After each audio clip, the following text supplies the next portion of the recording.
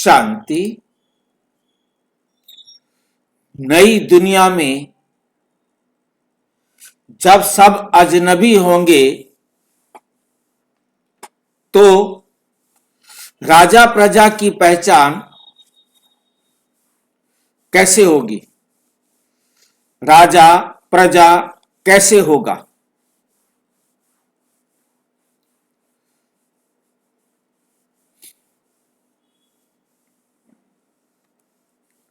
संगम युग ही नई दुनिया की नींव है। इसका हम 7वां पाठ कर रहे हैं। नई दुनिया में जब सब अजनबी होंगे तो राजा प्रजा की पहचान कैसे होगी? संस्कार से सत्ता तक, संस्कार जैसे होंगे उसी आधार से सत्ता तक पहुंचेंगे। ब्रह्मा कुमारी की नॉलेज के आधार पर हम चर्चा करेंगे। आज की आवश्यक सूचना है कि यह वीडियो प्रजापिता ब्रह्मा कुमारी ईश्वरीय विश्वविद्यालय की मुरली शिक्षाओं, आध्यात्मिक अध्ययन एवं आध्यात्मिक चिंतन पर आधारित है। इसका उद्देश्य किसी भी राजनीतिक व्यवस्था, सामाजिक वर्ग व ऐतिहासिक मान्यता का खंडन करना नहीं। ये प्रस्तुति केवल आध्यात्मिक दृष्टि से नई दुनिया सतयुग की व्यवस्था को समझाने के लिए है। दर्शक इसे आध्यात्मिक ज्ञान के रूप में ग्रहण करें। एक गहरा और स्वाभाविक प्रश्न। कौन सा गहरा और स्वाभाविक प्रश्न है? जब हम ये सुनते हैं कि नई दुनिया के पहले दिन सभी आत्माएं अजनबी होंगी। सारी आत्माएं क्या होंगी? अजनबी। कोई भी एक दूसरे को जानता नहीं होगा। बाप किसी का नहीं होगा, मां किसी की नहीं होगी, भाई किसी का नहीं होगा, बहन किसी की नहीं होगी, और कोई रिश्ते हो ही नहीं सकते। जब ये मुख्य रिश्ते ही नहीं होंगे और कोई भी रिश्ता नहीं होगा। सब एक दूसरे के लिए अजनबी होंगे। और अजनबी को क्या नाम दिया था? कि अजनबी शब्द अच्छा नहीं लगता, इसकी जगह पर क्या नाम दिया था? किसको याद है?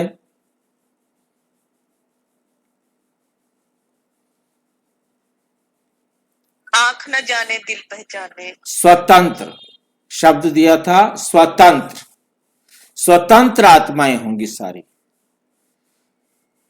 ठीक है। संस्कारों के आधार पर वो जानेंगे, वो आपका विषय अलग है। तो स्वाभाविक रूप से मन में प्रश्न उठता है, फिर राजा कौन होगा और प्रजा कौन? सारे एक दूसरे को जानते नहीं। राजा कौन होगा और फिर प्रजा कौन होगी? आज की दुनिया में तो राजा की पहचान वंश से होती है। अभी कौन से किसका वंश है? वहां किसी का वंश भी नहीं होगा, वहां किसी की जाति भी नहीं होगी, वहां किसी का वर्ग भी नहीं होगा, और किसी के ऊपर लिखा भी नहीं होगा कि ये बनेगा बड़ा। राजा की पहचान वंश से होती है। अब यहां तो वंश का चक्कर ही नहीं है। सत्ता कानून और सेना से चलती है, और यहां कोई कानून भी नहीं, कोई सेना भी नहीं, सत्ता भी नहीं। लेकिन बाबा कहते नई दुनिया में ना वंश होगा, ना चुनाव होगा, ना ताजपोशी होगी। नया शब्द जुड़ गया, ना ताजपोशी भी नहीं होगी। और आज तक हम मुरलियों में पढ़ते आए ताजपोशी होगी। सतयुग में ताजपोशी होगी, तिलक लगेगा, तख्त पर बिठाया जाएगा।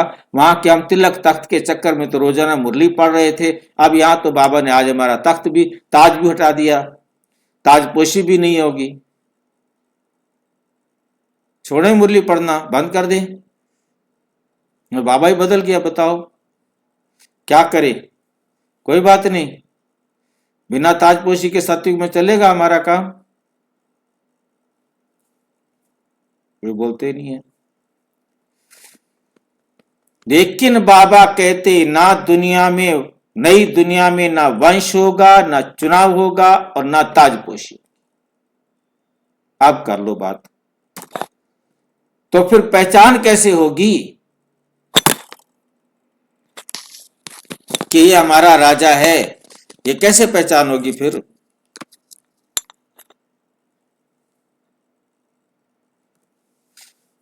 पुरानी दुनिया की सत्ता बनाम नई दुनिया की सत्ता। पुरानी दुनिया की सत्ता बनाम नई दुनिया की सत्ता।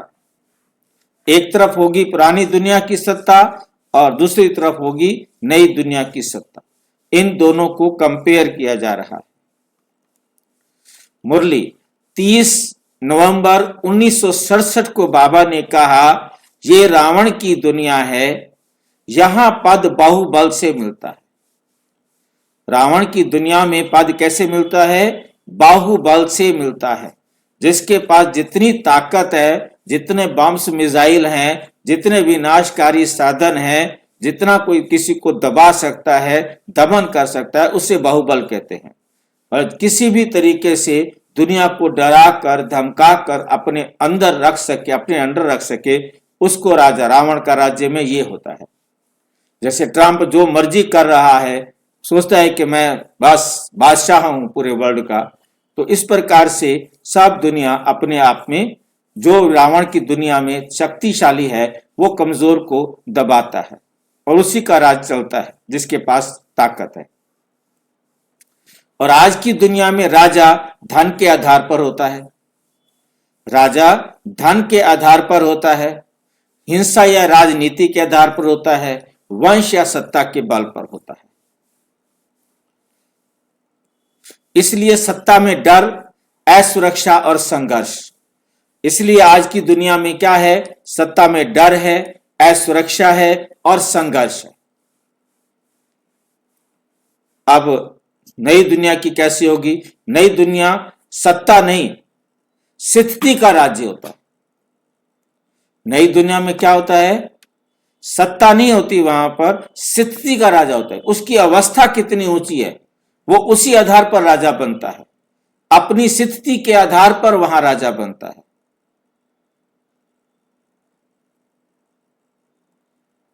मुरली 18 जनवरी 1969, जिस दिन ब्रह्मा बाबा अव्यक्त हुए हैं। बहुत सारी मुरलियों में ये पॉइंट उसी दिन की मुरली में। सतयुग में राज्य स्वतः प्राप्त होता है, अपने आप प्राप्त होता है। उसके लिए कोई पुरुषार्थ नहीं करना पड़ता, वहां यहीं से ही पुरुषार्थ करके गए हैं।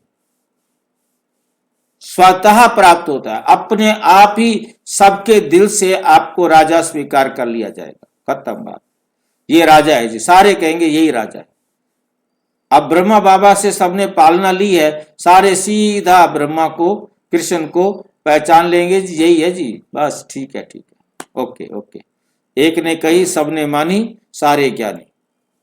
नई दुनिया में कोई ताज पहनाने वाला नहीं। समझ गए बात को?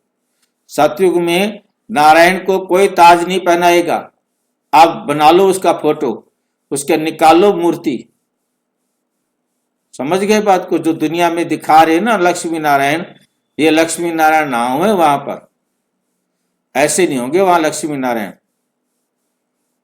उनका फोटो ये अपनी मर्जी से हमने बना रखे हैं।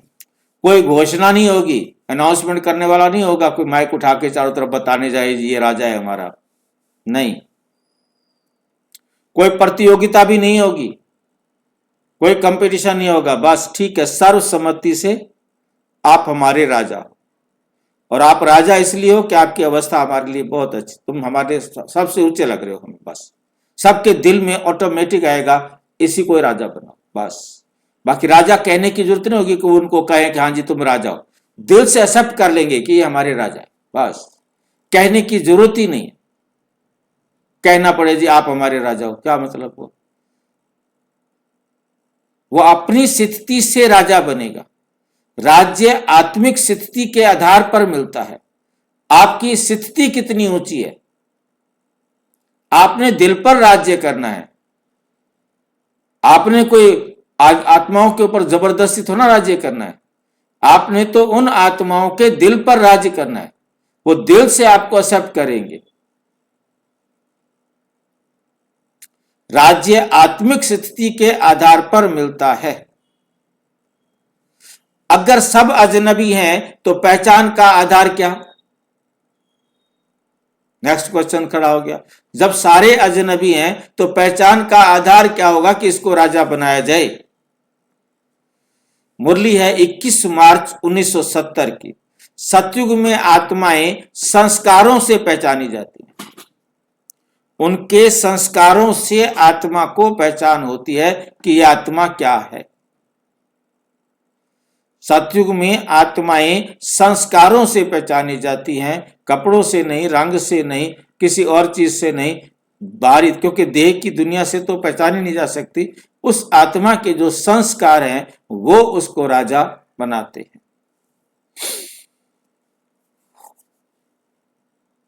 पहचान का आधार, पहचान चेहरे से नहीं होती, नाम से नहीं होती, परिचय से नहीं होती कि कोई अपना परिचय दे मैं ये कर सकता हूं, ये कर सकता हूं, बल्कि आत्मिक तेज,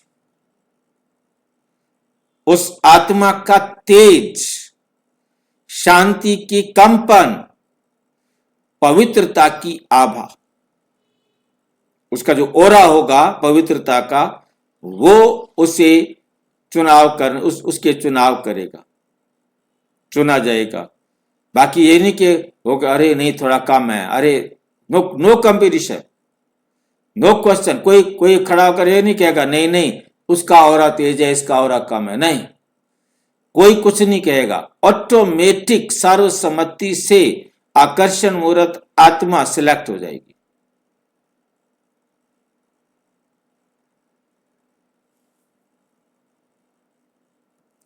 राजा की पहचान ताज नहीं तेज होगा।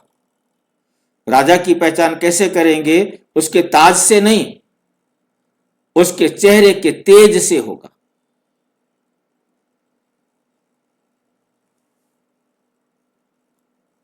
मुरली 12 अगस्त 1968, जो आत्मा सर्वाधिक सतो प्रधान है वही प्रथम राजा बनती है। तो सर्वाधिक सतो प्रधान हमारे को तो पता है, बाकी दुनिया वालों को पता नहीं होगा। हमें तो पता है कि बाबा ब्रह्मा बाबा, जो ब्रह्मा से विष्णु बना, विष्णु से फिर श्री कृष्ण बना, और वही आत्मा आकर के बन जाएगी। परंतु वहां उन आत्माओं को यही नहीं पता कि इसको बनाना है, परंतु उनके तेज से, उसकी सत्व प्रधानता से वही प्रथम राजा बनती है। जन्म ही सबसे पहले उसी का होता है, उससे पहले कोई दूसरी आत्मा जन्म ले ही नहीं सकती। सबसे उम्र में भी बड़ा होगा, भले वहां डेट ऑफ बर्थ की काउंटिंग का कोई चक्कर नहीं होगा।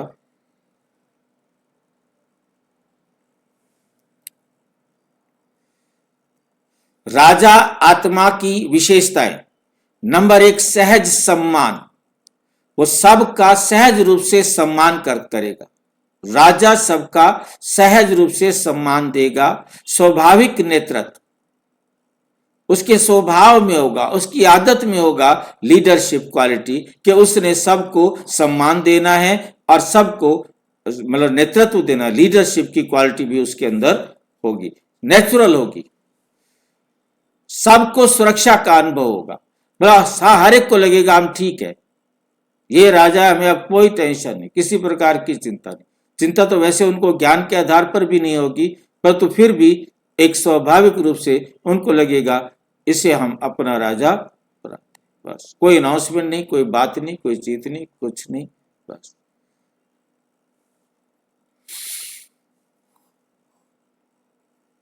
उदाहरण, कभी हम किसी व्यक्ति के पास बैठते हैं और बिना कुछ कहे मन शांत हो जाता है, वही राजयोगी स्थिति है, वही राजयोगी स्थिति है। उसके पास आने से सबको लगेगा बस वो देखते रह जाएंगे उसको।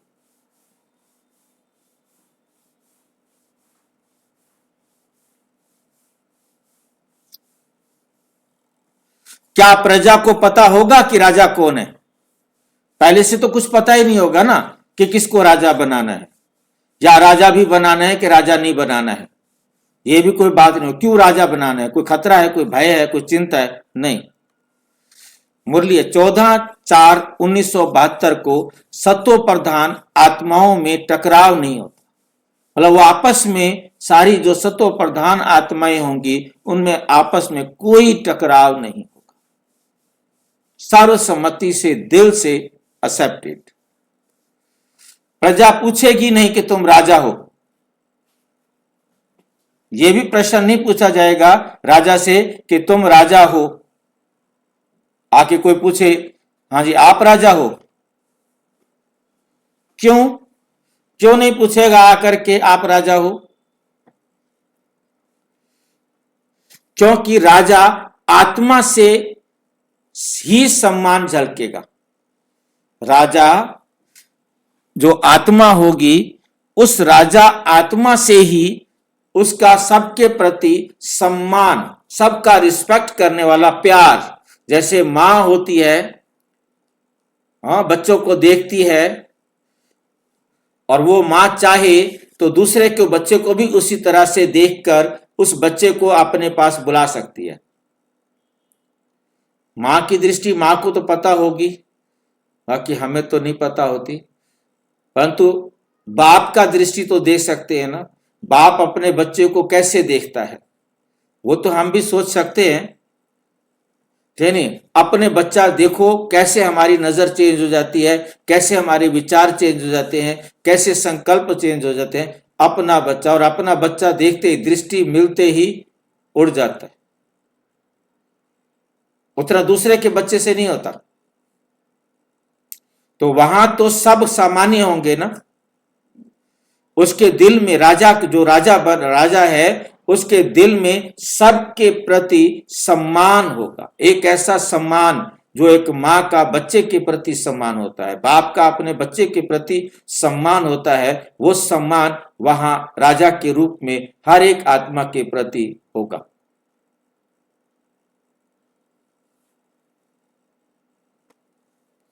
नंबर 2, उसकी वाणी में अधिकार नहीं, मधुरता होगी। मैं राजा हूं इसलिए मेरी उसकी वाणी में अकड़ आए, नहीं, मधुरता होगी।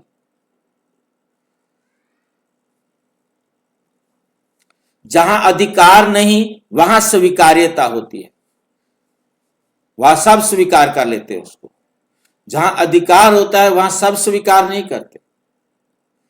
जहां अधिकार नहीं वहां स्वीकार्यता होती है, सभी स्वीकार करते हैं।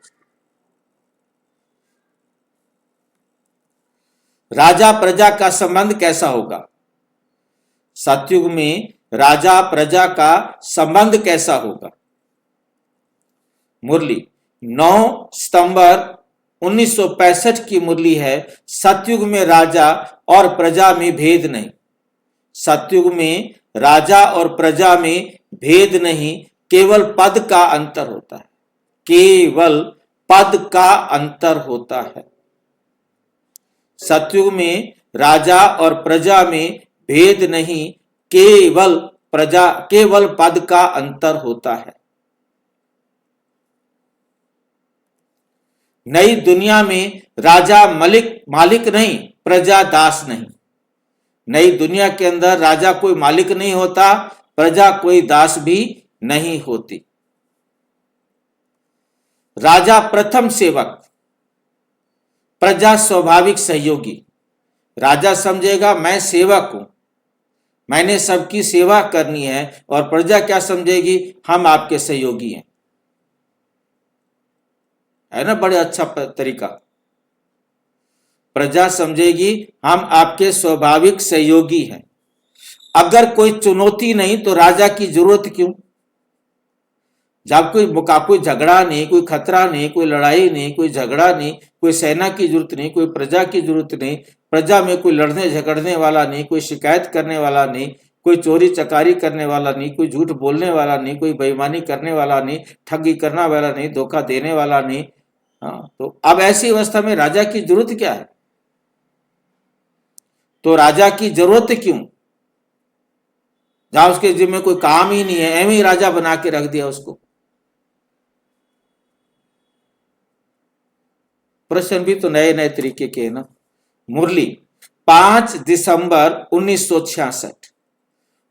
व्यवस्था के लिए श्रेष्ठ आत्मा को आगे होना आवश्यक है।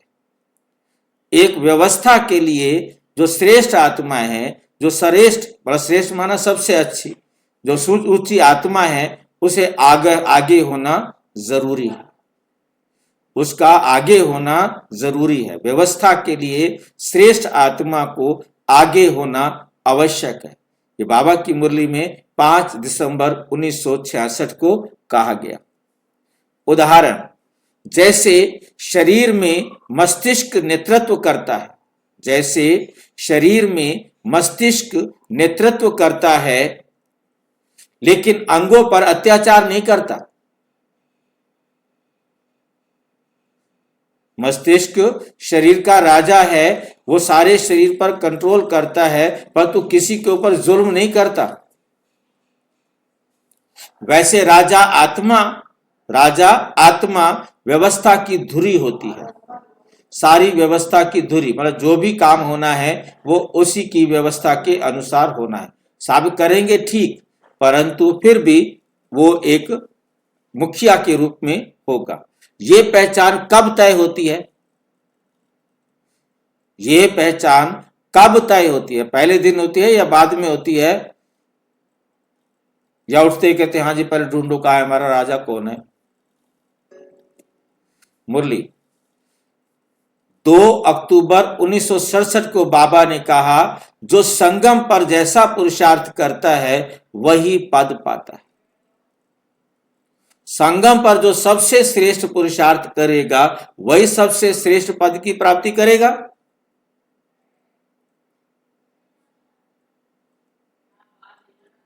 पहले से फिक्स है ना सीट।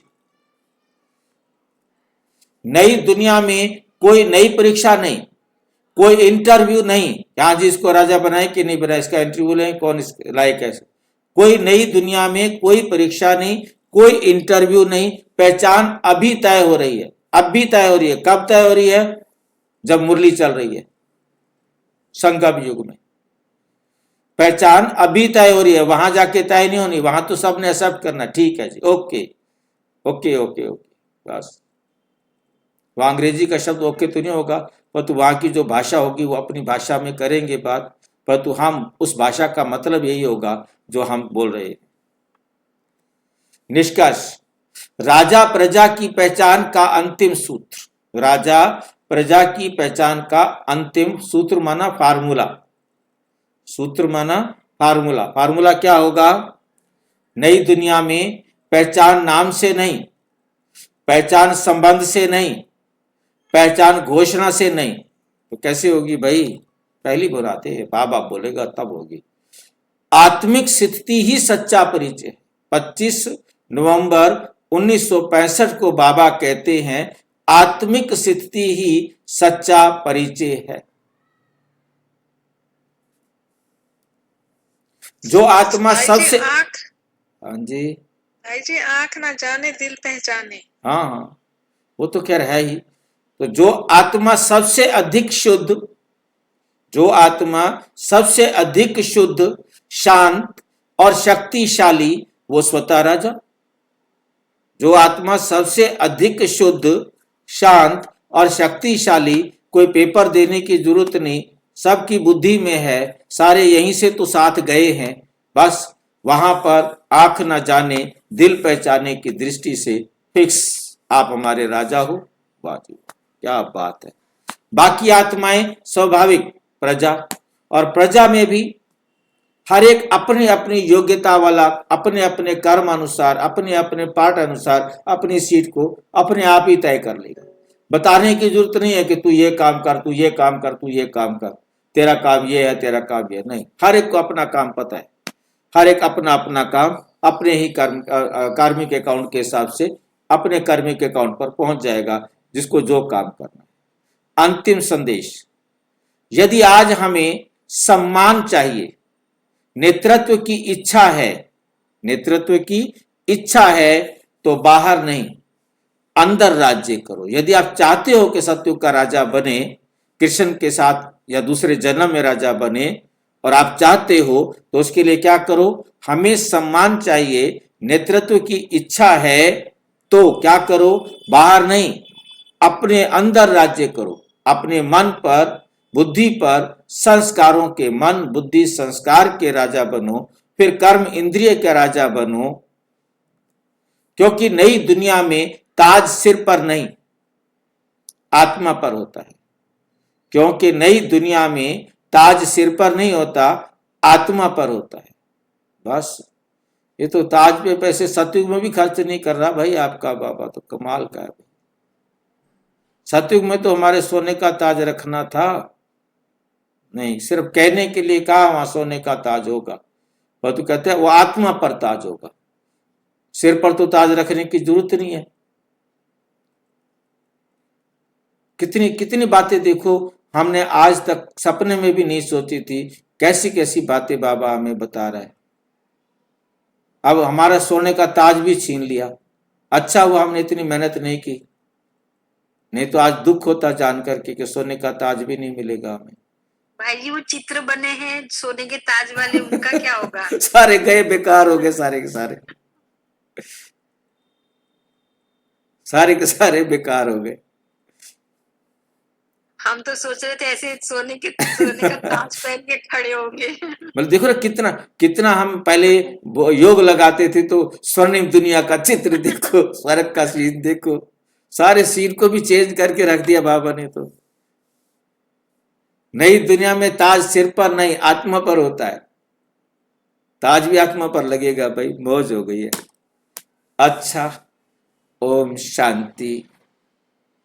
और विस्तार से जानने के लिए प्रजापिता ब्रह्मा कुमारी ईश्वरीय विश्वविद्यालय के किसी भी सेवा केंद्र पर संपर्क करें, और यदि कोई प्रश्न है तो 9213106986 पर केवल टेलीग्राम करें, 9650692270 पर केवल व्हाट्सएप टेलीग्राम करें, अटैक करें या व्हाट्सएप करें।